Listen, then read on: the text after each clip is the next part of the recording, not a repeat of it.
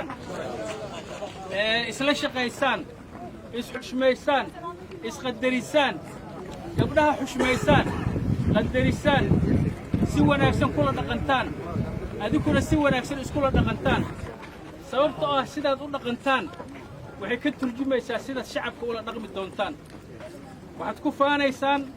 ood ka mid tihiin oo aad tihiin ciidanka Hirshabeelle iyo ciidanka ummadda Soomaaliyeed guulaan idin rajaynaa wassalaamu calaykum waraxmatullaahi wabarakaatuh